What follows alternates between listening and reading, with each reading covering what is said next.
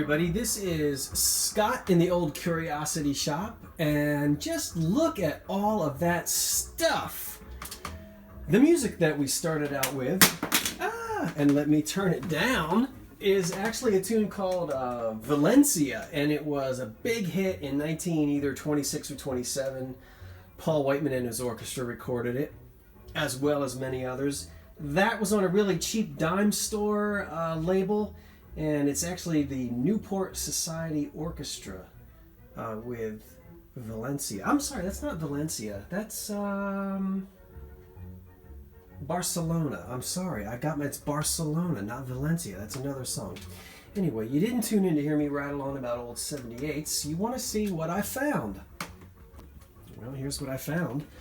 Another pair of iridescent luster salt and pepper shakers, probably made in Czechoslovakia, Czechoslovakia then, maybe Germany, maybe Japan. Well, actually, these are not marked, so we don't know. But a lot of that stuff was made in those countries and imported to the United States in the 20s, 30s, 40s, and 50s. That little set was $1, and I'll probably sell them for about $9 or so. Here is a 1930s Hazel Atlas crisscross butter dish, in perfect condition, no chips, no cracks. I paid $2 for it, and it will sell for $22, $23, maybe $25. They made this, I think, what you call quarter pound, which is actually one stick of butter. They also made a great big one for, sometimes butter would come in a great big 1 pound slab. But this is the smaller one. And as I said, without any chips or cracks, it should sell for about $25. And this was not reproduced. The jadeite ones were, so look out for that. A lot of jadeite stuff was reproduced. Here's a piece of stretch glass. I don't know too much about it. It's purple, or amethyst if you'd like to call it that. It's extremely thin. It's not very well made. It's got a lot of imperfections in it. I've never seen a base like that, where a little sort of applied rim, or not rim, but pedestal, not pedestal, what am I trying to say? Base really was applied. And this might not be old. This might be something that was made relatively recently. It's hard to tell. They're still making stretch glass. If you look at it, it doesn't sit evenly. If we spin it around, it doesn't. It's kind of, what do you call it? Cattywampus, the way it stands. It's got those problems right there with something that got into the glass when it was being blown. It's definitely stretched. You can see the iridescence and the stretch marks on it. But I don't think this was made for commercial sale by one of the good companies like Northwood or Dugan. This might have been somebody's project. So I'll throw that online and I'll let the experts decide. If you're interested in stretch glass, I have a video I did a while back called The Difference Between Stretch Glass, Art Glass, and Carnival Glass. So click on that if you'd like. I picked these up because a couple weeks ago I got the big pitcher by Anchor Hocking in this blue color. And these are the tumblers. 4 of the tumblers in the not Serrano, Lido. My memory is, anyway, 1970s, late 60s, 70s, Lido, Murano style. So these are going to actually go with the big pitcher that I have. Not worth a whole lot on their own. I think I paid $2 for all 4 of them, and I'll just group them with the pitcher. Now back here, these dresser lamps were in another haul video a while back, but you haven't seen them since I fixed them up. They were in the rough. So I've now rewired them, as you can see. And I like to use original old sockets, or not sockets, but plugs. I didn't use cloth cord on these. I went ahead and used a gilded vinyl covered cord. Not vinyl, but plastic But I do like to recycle and use old plugs. It just gives more of a vintage look to it. So they've been rewired. They do not have new sockets. They have old sockets that I get off of other old junk lamps. The sockets work perfectly well, but I find that if you go out and buy new sockets at like Home Depot or wherever, they cost $6, $6.50. They are brand new, they're shiny, they don't look right on old lamps. And these are from the 40s. Nice Art Deco dresser lamps. There's another lamp right back there, also probably from the late 40s into the 50s. This was a very popular motif, these colonial figures on a metal base there. Nice lamp. No chips or cracks on that. And I rewired it and put an old vintage shade on it, which is not the right size. It's a little too small, but it gives the viewer an idea of what it looks like with a shade on it. These are usually for bedrooms, for dressers, boudoir lamps. Oftentimes they would come in pairs, and usually the dude would be on one lamp and the gal would be on another lamp. Here the two are together, so it's nice because you can just use it as one single lamp and kind of get away with it. That was $3, and not a lot of value in that. We'll see if we can sell it in the $23, $25 range. That might be a push, but we'll see what happens. Right here is what's called a tidbit tray from the 1930s. When you see plates or dinnerware and they're square, but the edges are beveled off like this, and then this one goes even farther with this zigzag pattern here, you know it's from the 30s. Very Art Deco with these stylized flowers on it. This is called Umbertone. If we turn it over, it's clearly marked Umbertone, made for Farberware by the Lee Potteries Incorporated. And Farberware made all of the chrome. They made coffee pots, bar sets, cocktail shakers. So this would be called a tidbit tray, and you would walk out onto your Art Deco coffee table and give people tidbits on that tray. Again, not a lot of value. $12, maybe 15. But I love deco, and it's just a cool piece. These I picked up on a whim. Well, actually, I picked them up thinking, wouldn't it be great if these are fireplace tiles? Here in the Northeast, we have a lot of old homes in New Jersey and Pennsylvania, and fireplace surrounds would often be tiled like this, and some of those tiles are worth hundreds of dollars. These look like really nice old fireplace tiles. They're not. They're made by Starbucks or for Starbucks. I don't really know a whole lot about the whole Starbucks mug thing. I know people sell them. They have value. I don't really want to get into selling Starbucks mugs, but I did go ahead and pick these up. They were $1 each, and I should probably be able to sell the set of 3 of them for about $15. They have a nice look. Here's another cool little 1960s stapler by Swingline. This is the Swingline Cub. I love it in red. Has kind of a streamlined Art Deco style to it, and it works pretty well, or works very well. This little guy should sell for around $12 or so. These are not marked on the bottom. I'm thinking made in Japan. They have that look. They were $1 for the pair. Little angel, little girl, baby angels is what I'm trying to say. And they're kind of gilded. Or is that silver? I think that's silver, yeah. But they're cute, and people love their little figurine things. This is a shaving mug for a gentleman. A popular thing many years ago. To have your own monogram shaving mug, and they're usually called occupational mugs. Those are the mugs that bring the big bucks. If you can find an occupational mug with a fireman, a policeman, a carriage maker, unusual occupations, those things can sell for hundreds and hundreds of dollars. This has really nice, are they hydrangeas right here? And some other springtime flowers. It's unmarked on the bottom. I don't know who made it. It looks like sort of 1910-ish, but the owner was Harry Suckle. I don't know why that name just is funny to me. Harry Suckle. And, you know, it's kind of a feminine sort of mug for Harry Suckle, but maybe he liked hydrangeas. I don't know what his occupation was. Maybe he was a florist, but when Harry Suckle needed a shave, he would mix his hot shaving cream in there with his brush and get rid of his whiskers. Not a lot of value on that, but a funny name. This also has, well, I don't know what value this has. It's probably not much. Chic,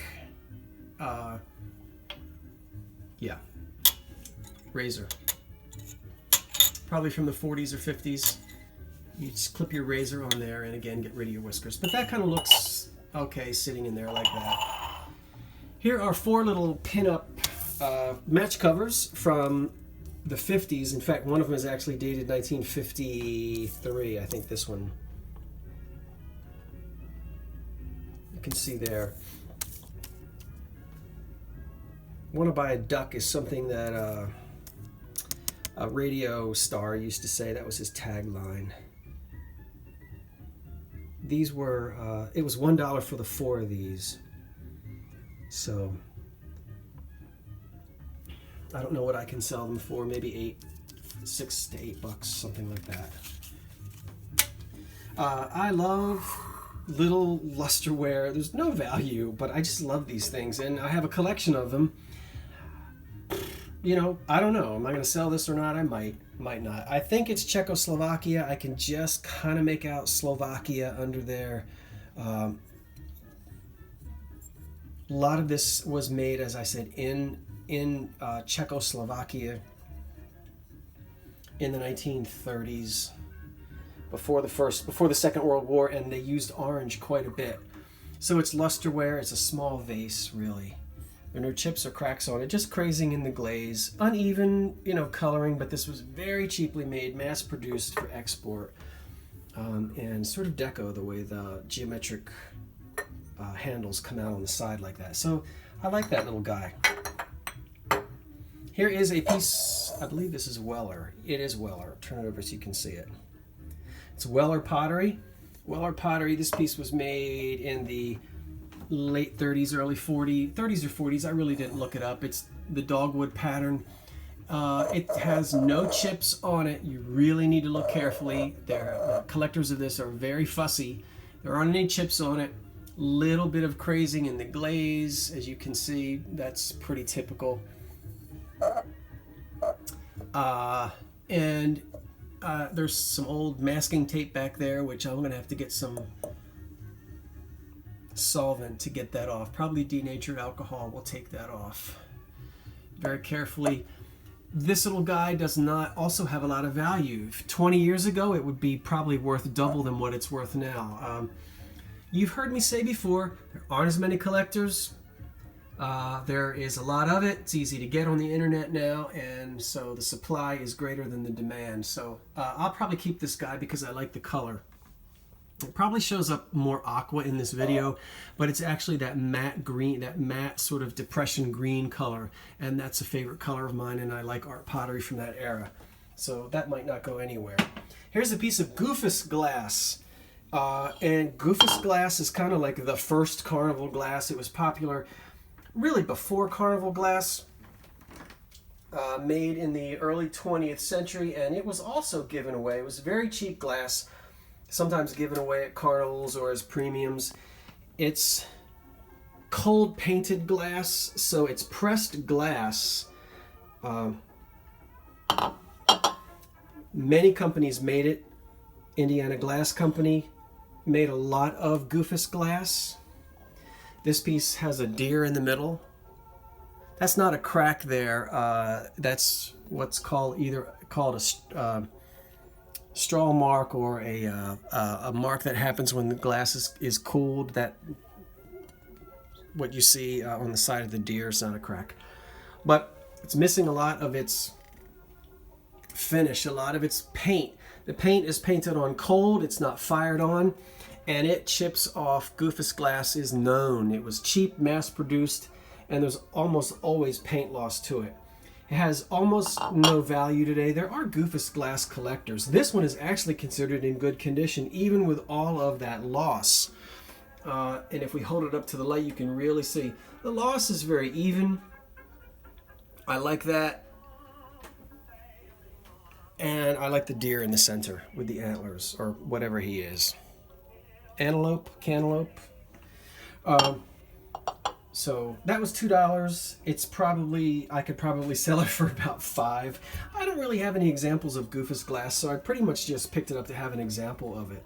And I might just end up keeping that. There's a Pyrex refrigerator dish in great shape in blue with a nice ribbed lid. Clearly marked on the bottom. Everybody knows that. So what I'm actually doing is I'm piece by piece putting together a primary set. I've got the big yellow one. Now I have the blue one, and now I need the 2 small red ones. They had the red one with this, but it was missing its lid, and it had suffered a lot of dishwasher damage, and so I passed it by. I paid $2 for this. On its own, it might sell for $12 or $15.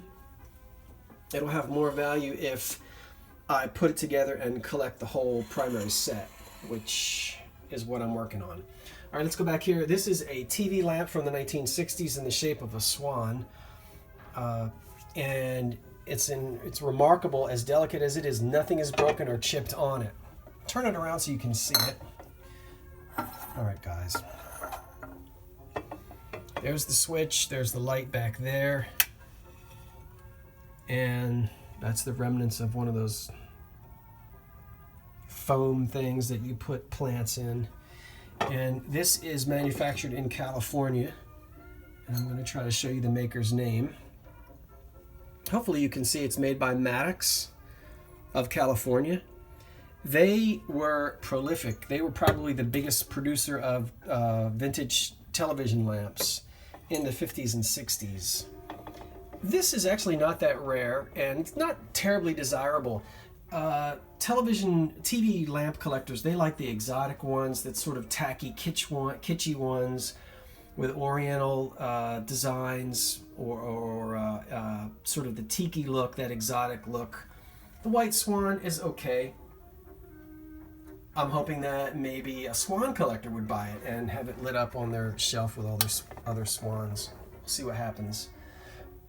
I hope to sell that for, that was $3, and it really would only sell in the $25 range, something like that.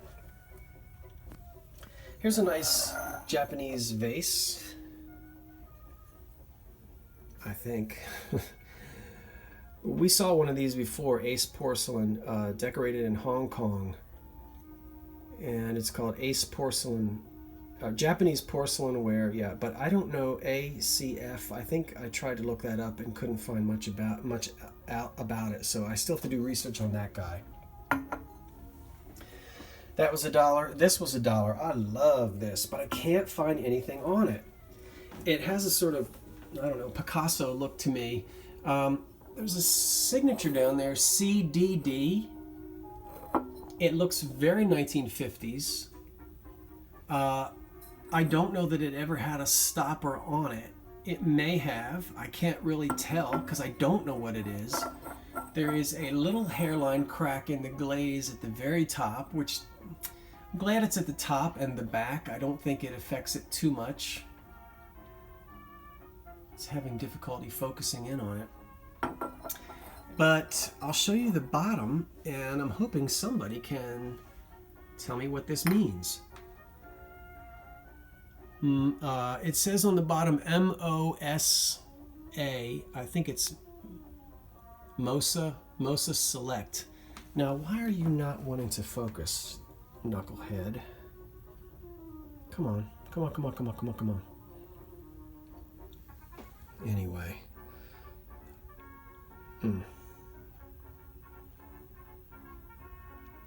It doesn't want to focus for me today. That's a little bit better.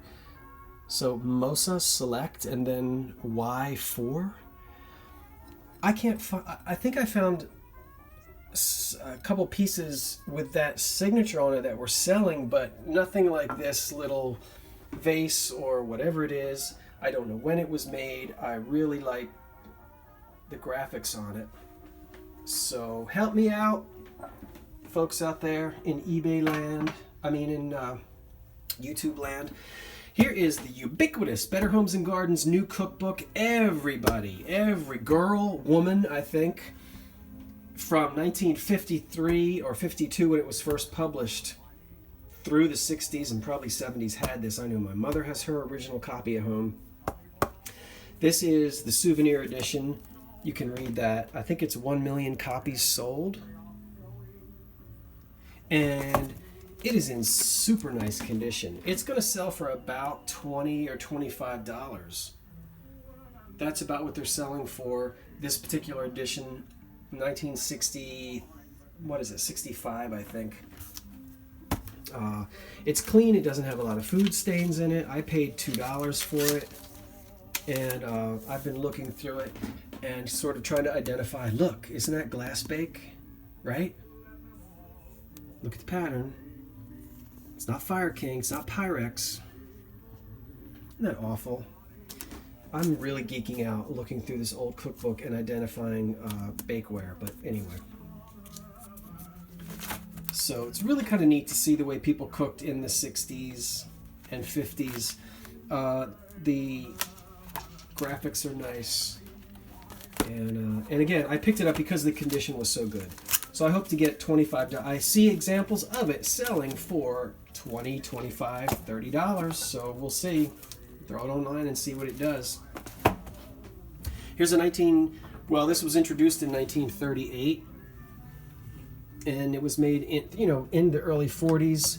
The handset or receiver cord is gone. Not a problem. I can replace that. Or just sell it as is. It's a Bakelite Art Deco telephone, and we can see on the bottom it's made by the automatic. Come on, it's a monophone phone. I know I'm not holding this right. Made by the Automatic Electric Company of Chicago, and it has in it, which if I shake it, you can hear. This has the bell self-contained inside of it. The earlier phones, you needed a subset. Or a ringer box, but this particular one, as you can see, the bell is inside of it. This in really good shape, and this one is. The Bakelite is not cracked. It's clean. You can get reproduction dials if you want. The dial is nice and strong. That should sell for between $70. I hope to get around between $70 and $90 for it. And I didn't pay much for it. $15, believe it or not. That was great. So, love that. Here's a nice old lamp. The patina is gone. You can kind of see traces of it up here. Some of the old paint that was actually on it. I love how the candlesticks had this Art Deco decoration on the cardboard instead of like dripping wax. Has its original finial. It was $2. I will rewire it. And I haven't really decided how I'm going to restore the patina on it or if I'm just going to leave it as is. But this was all gilded at one time, and it's just brass now, so I'll probably just leave it as it is. It is a light hauler, which you can see under here. That was a good company in the 20s and 30s. I don't know why I am not able to focus today. Light hauler. So this guy is going to get rewired, and he'll have a vintage lampshade put on him, and I don't know why I'm calling it a him. It could be a she. Nice old 1920s living room lamp. And let's zip through this. Back here is a 1950s Jeanette. Is that Jeanette? Milk glass. It's not milk glass. It's pink. Might not look like it, but it is. Pink, opaque candy dish. And I think it's Jeanette, and I think it's 1950s. And, oh yeah. Oh yeah. Sorry. Forgot that was in there. There's a 1920s flocked lampshade, original. Isn't that cool how it sort of glows in the dark? Parchment shade. I'm keeping that. That's rare. And they don't survive. There's another lamp back there that I rewired. It's from the 20s, and it can either sit on a table or it can also hang on the wall. Like, come on. Yeah, it can hang like that. See? You can hang it and it can sort of, like a ship's lamp. So you can do it either way. As I said, I rewired that. And that's not really the right size shade, but it gives you the idea of how you could use it. And then finally, a great big stack of 24 screen magazines. And I've been having fun with these. They're all from 1952 to 1956, 54. There are 24 of them. They're in great shape for ephemera. They're not missing anything. Nothing's been cut out of them. I was hoping there would be a Marilyn Monroe cover. Now you're talking 75, 90, 100 bucks. No Marilyn Monroe. But I'll just quickly show you some of them. There's Rita Hayworth. And these are not all the same. See, Screen Magazine, Screenshots. Who's that? That looks like... oh, it's June Allison. Let me hold my camera still. Shelley Winters. She didn't look like that in the Poseidon Adventure. There's Tony Curtis. Mitzi Gaynor. Doris Day, Tab Hunter, Tony Curtis, and Russ Tamblyn. I don't know him. There's Doris Day again. That looks like Pat Boone. Or that did. There's Janet Leigh. Isn't this exciting? There's Rose... No, that's Doris Day, not Rosemary Clooney. I don't know who that is. Oh, Lana Turner. Ooh, okay. That looks like Susan Hayward. That is Loretta Young. Luann Sims. Oh, that looks like Shelley Winters. June Allison. Jane Powell. No. Yeah. Liz Taylor. I'm not going to keep going through these. Robert Wagner. So anyway, they're all from the 50s. I went online and did a quick look. They sell for different amounts, kind of depending on who's on the cover and what, how interesting the articles are. I think I'm going to sell them in groups of 3 or groups of 4, and put like. Oh, they were $1 each. Yeah, and she let me have 24 of them for 20 bucks. So $20, and I got 24 magazines, so less than $1 each, and each one is going to sell for close to $10 each. So I'm going to do really well with these. I'll keep you posted and let you know, because they will eventually, hopefully, wind up in one of my Guess What Sold on eBay videos. All right, everybody, it's Scott from the Old Curiosity Shop saying thank you to all my new subscribers. Click subscribe and like if you haven't already done that, and let me know what you think. This is Scott from the Old Curiosity Shop saying thanks for watching, and so long for now.